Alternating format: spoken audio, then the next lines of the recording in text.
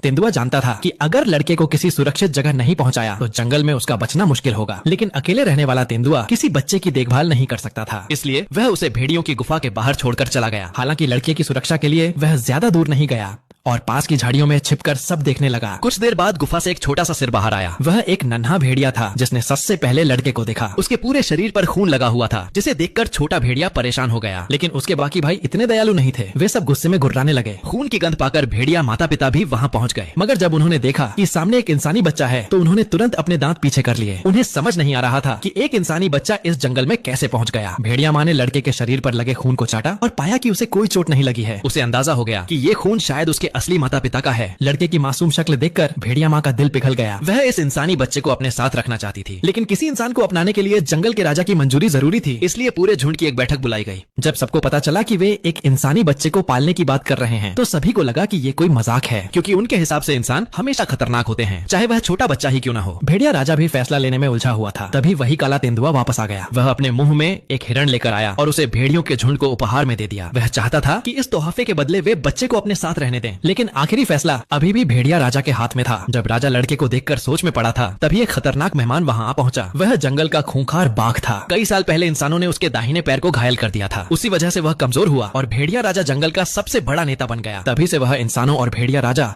दोनों से नफरत करता था। इस बार वह उस बच्चे को लेने आया था, क्योंकि कुछ समय पहले उसने लड़के के माता पिता पर हमला किया था, लेकिन गलती से बच्चे को वहीं छोड़ दिया। बाद में उसी बच्चे को तेंदुए ने बचाकर यहाँ पहुँचाया था। बाघ को इतनी हिम्मत से बात करते देख भेड़िया राजा का गुस्सा बढ़ गया। उसने फैसला कर लिया कि वह इस बच्चे को अपना परिवार मानेगा। उसने पूरे झुंड को लड़ाई के लिए तैयार होने का आदेश दे दिया। अपने सामने बड़ी संख्या में भेड़ियों और दोनों ताकतवर जानवरों को खड़ा देखकर बाघ समझ गया कि अकेले वह सबका सामना नहीं कर सकता, इसलिए वह सिर्फ धमकी देकर वहां से चला गया। लेकिन जाते जाते उसने बदला लेने की कसम खा ली।